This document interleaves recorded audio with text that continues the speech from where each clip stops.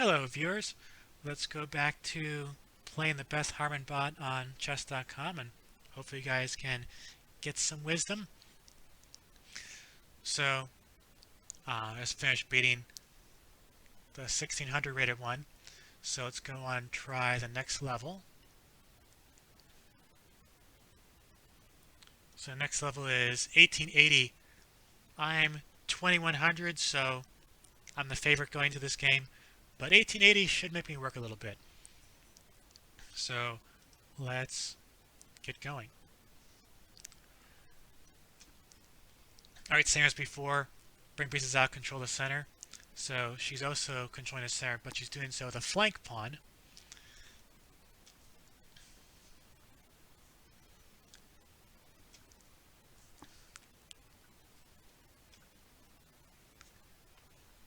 So all our moves are about fighting for the center. So now I'll come in here. This is all well known. This has been seen before in chess games.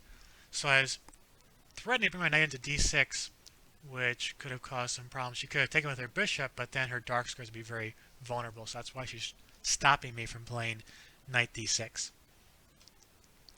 So let's grab some more territory in the middle. Attacking my pawn, defending the pawn, attacking my knight, so I'll move to safety. Preparing the castle, I'll do the same. So we talked earlier in the previous episodes, you want a castle because that brings your king out of the center, away from the fight, and brings your rook into the game. Let's see, what am I supposed to do here? I think I usually play bishop e3 here.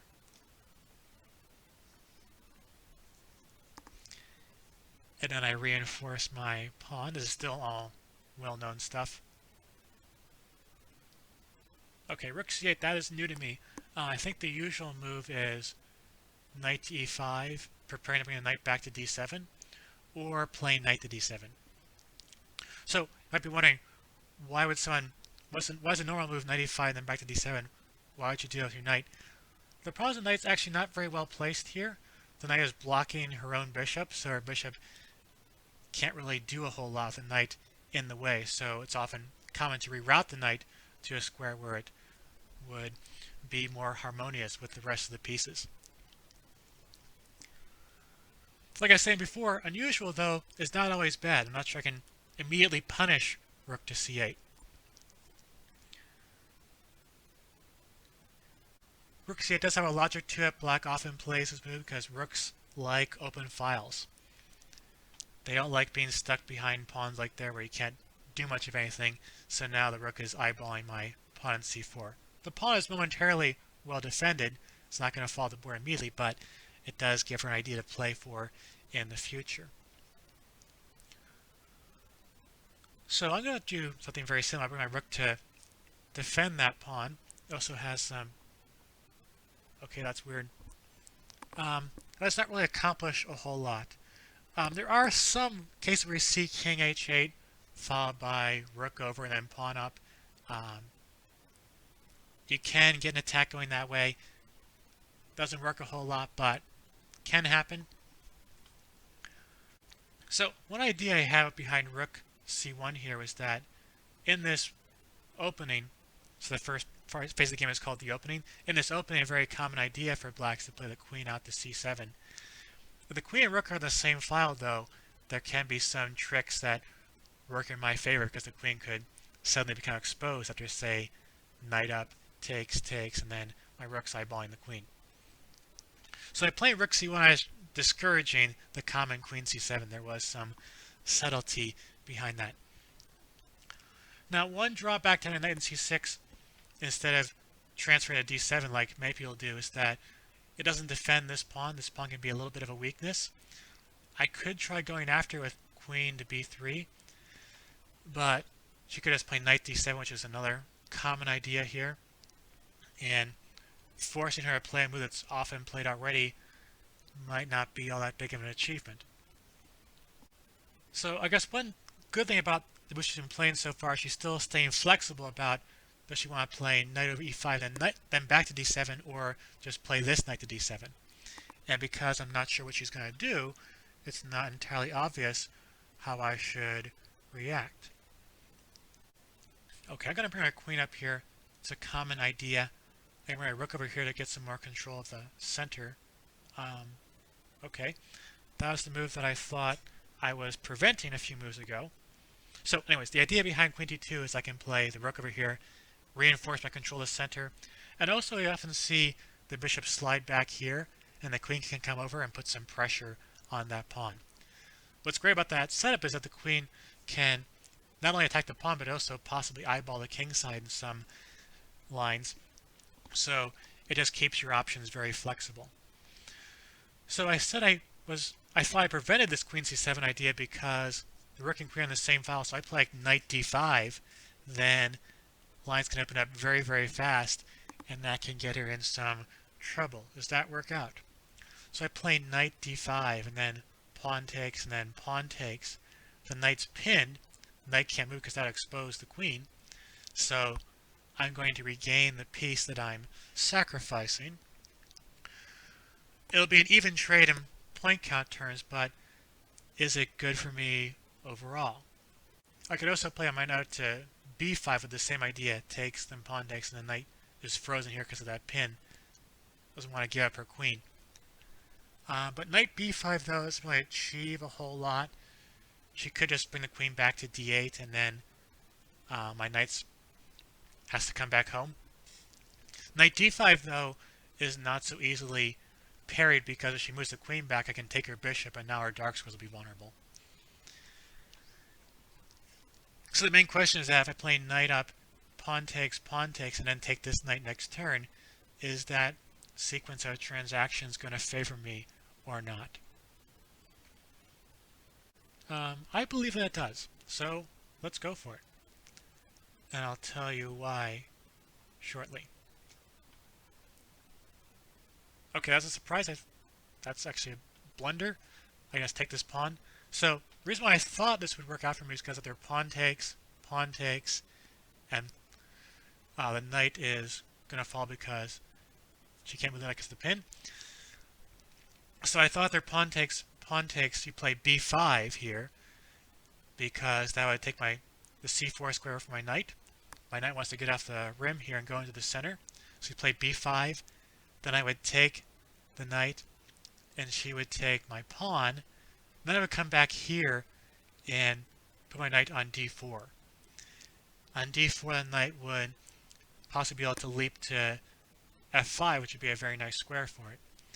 And black is still have the queen on the same file as my rook, so there's still some awkwardness here in black's position. But she didn't go for that. She just gave me a free pawn, so I like free stuff. Let's take it. That's a fork, by the way, is hitting both her rook and her queen. She can't save them both, so she's going to give me the rook. Alright, so now I'm well ahead. I have a rook and a pawn for a knight. Life is looking pretty good for us. I thought she was going to put more of a fight than that. But game's not over, so maybe she will put up more of a fight. So, like I mentioned briefly earlier, my knight over here wants to go back to the center, and this looks like a good time to do that. So let's bring the knight over here, and I'll come to d4 or something. h6, that move makes very little sense. Okay, sometimes you see h6 because you want to avoid what's called back rank mate. If your pawns are all back here in a line, then if my rook somehow gets over there, your king has nowhere to escape to. So you might play h6 or h3 if you're white in order to create an escape square for the king. So that move sometimes makes sense. Here, though, black really does not have to worry about back rank mate anytime soon, so doesn't make a lot of sense. Also, if anything, that pawn's a weakness. I'm actually thinking about I could just sacrifice for it my bishop, pawn takes and then queen takes, and get an attack going. That does not work right away. So a bishop's worth 3, the 2 pawns would be worth 2 points, so that would be a bad trade for me. And I don't have enough pieces to support the attack. My queen would be kind of just going there alone, and she needs helpers to bring down the king, and I don't have the helpers in the vicinity. So I'll keep that sacrifice in the back of my mind, but just not ready for it right now. Instead, I'll just bring a piece to the center.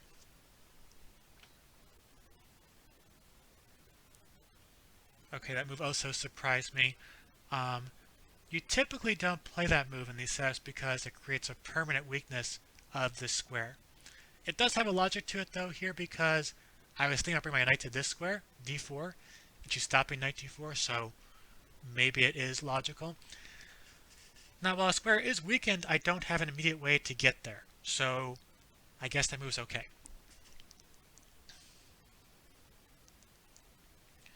My knight, though, does need a home. It's better on c2 than it was on a3, but still not a very happy piece. Where can I put my knight? Let's see. I was thinking about playing knight b4. Trading this knight off is not a very good piece right now. I was a bit worried about knight takes, queen takes, and then d5 hit my queen. But I just realized that's not really a threat because my bishop just hangs. I just capture it for free.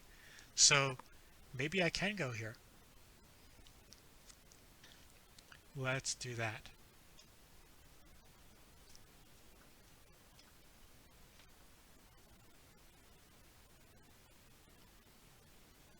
I don't understand why she played that move. As you've seen, the theme in this series is that Beth is full of surprises. So, taking stock, I'm still up a rook and a pawn for a knight, so I'm still doing very, very well. I had to find a way to keep improving my position to turn this advantage into victory. So I think I'll just bring my queen. I'll bring my queen back. Is that a good idea? Because I was trying to prepare a pawn push and just try to use my pawns over here on the queen side. If I start doing that though, then bishop c6 might make sense and start attacking my rook. I guess I'm not terribly worried about that. But maybe there's something better here. I was thinking of playing c5 as well, but then she could play d5, which is a move that black often tries to get in this opening. Just really frees up her pieces a lot, and I don't want to let her pieces find good squares.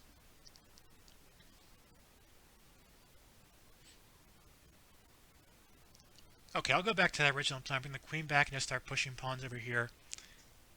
And, okay, now she's going to force me to do what I wanted. Bishop comes all the way back. Not sure that makes a whole lot of sense. I'll just stick to the original plan, push my pawns over here.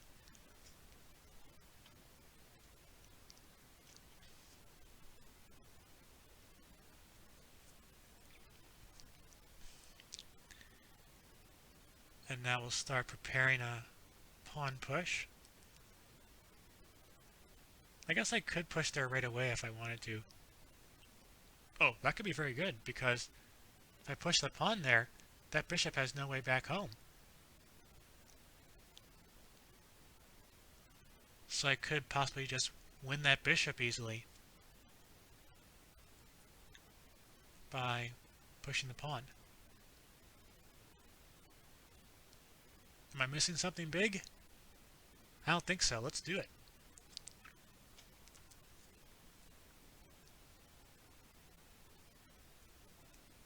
Okay, that move makes no sense. So, bishop's vulnerable. We could try going after with the queen. So like queen here or queen there.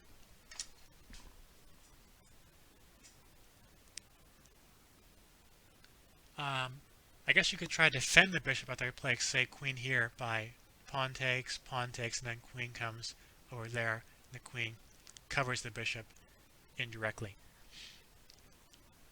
That would allow me more trades, and that's actually a very nice position for me. I like that. So because they're trades, my rook is going to come in down here eventually. And that should be just very comfortably winning. Is there something even better, though? I feel like I shouldn't let that bishop off the hook so easily. I'm trying to look for a way to just put the game away and win that bishop and just end things. So maybe I could play queen over here instead, then takes, queen over there. That could be better because my queen's over here. She's not under attack. So I'm not forced to decide if I want to trade queens right away or not. That also looks very, very promising. Oh, I think it just, wait. So I was thinking, queen over here, pawn takes, queen defends the bishop, and then I bring my rook over here to double up on that bishop. Why I hesitated was that then she has d5. Bishop hits my queen, and the pawn also hits my rook. That could actually backfire for me.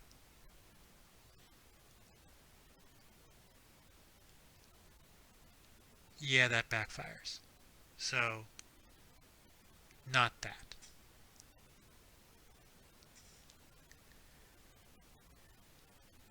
I feel like there should be a way to win the bishop there and just finish the game. But it still looks very promising for me. I'm not sure I win the bishop right away, but I have a good feeling that something good's going to happen here.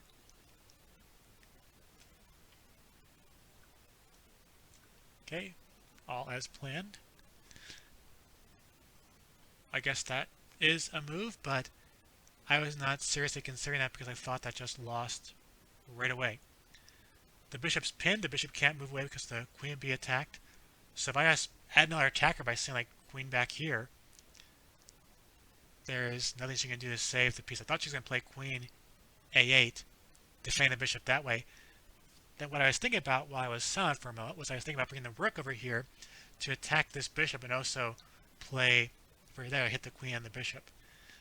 But I thought she could defend playing rook d7 and try to sort of hang on, though I felt like this was about to collapse any moment. But she didn't.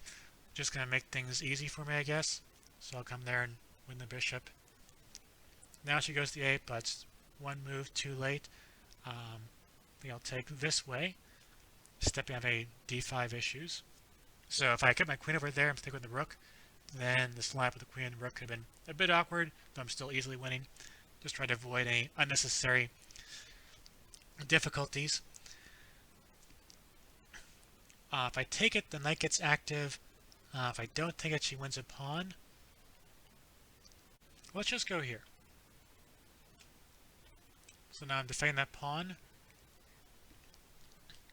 Attacking my rook. I'll just move it somewhere. Where do I want to go with the rook? How about we'll come here? Again, keep the rook in the center. He's going to attack the other rook. No problem.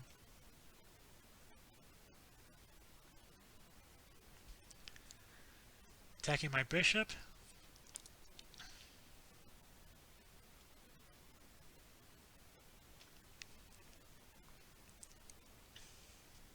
And attacking my queen. She likes harassing my pieces right now. It's okay though. I think I see potential opportunity here. So while she's going over here to the queen side, I could just bring my queen over here and start harassing the king side, because that knight and that pawn are creating some vulnerabilities down there. Or I could play queen out here, eyeballing that pawn. That pawn, though, is very easily defended. That might not get me a whole lot. So let's just switch gears and go to the king side. Let's attack.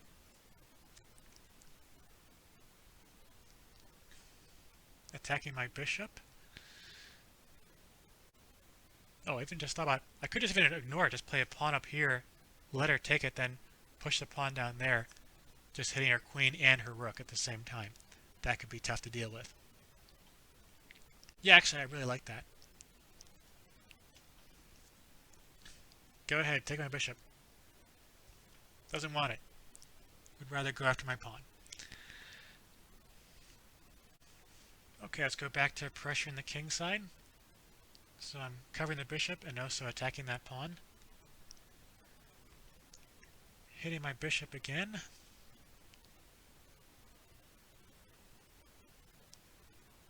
We'll just slide back over here.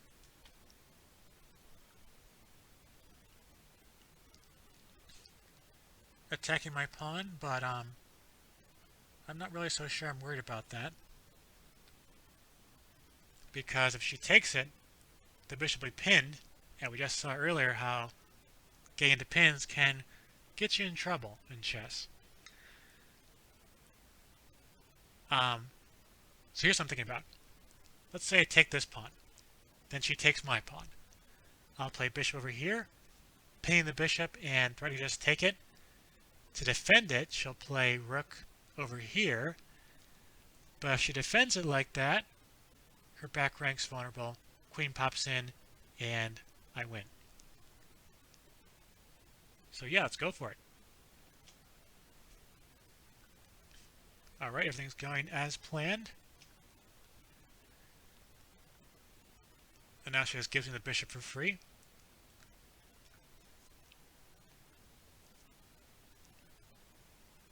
So she had to cover the back rank first to make sure I can't play queen over there before moving the rook up.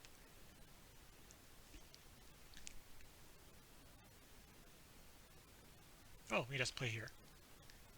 The pawn is immune because if queen takes, then I play queen down there, and I said the pawn's immune, then she took it. Okay. I'll prove you wrong. Now she has to give up the knight because that's the only way to get out of check. So I just want a knight.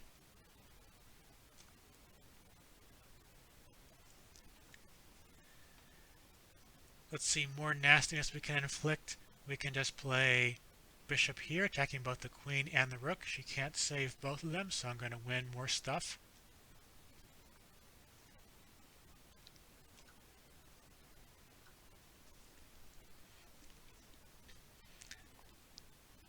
Alright, so up 2 rooks and a bishop for a pawn.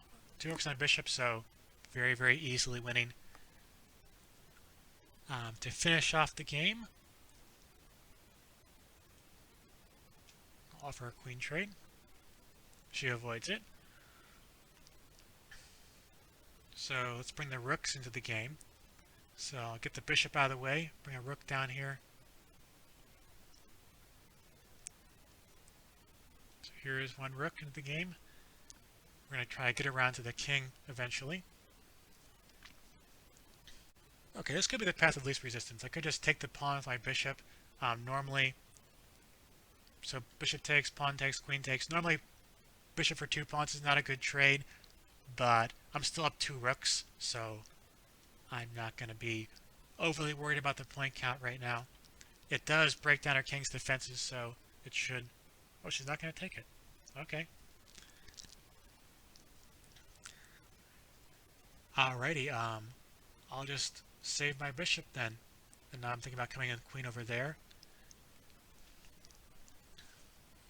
She's stopping me from playing queen checks. I guess I could just take this pawn too, couldn't I? Well, you know me. If you've seen this video so far, you know I like just grabbing free stuff, so I'll take that one. What is that? I just take the queen of my bishop. Alrighty. More free stuff. Alright, now queen should easily hunt down the king. Just take here. You gotta watch out for stalemate though. Stalemate's a draw, so make sure she always has at least one legal move. If I take this pawn, her king can still move, so we're not falling into stalemate stuff. Now rook checks.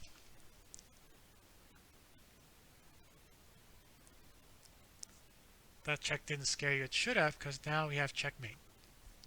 So it's another episode of being the Beth Harmon bot. Hope you guys learned something. And I guess we could try another episode after this. I think the next bot up, though, is 2400. And I'm only 2100, so I'm going to be the underdog if I try to take on the next bot. Maybe we'll see how that goes next time. Take care and stay safe out there. hope you guys do better in your next chess game.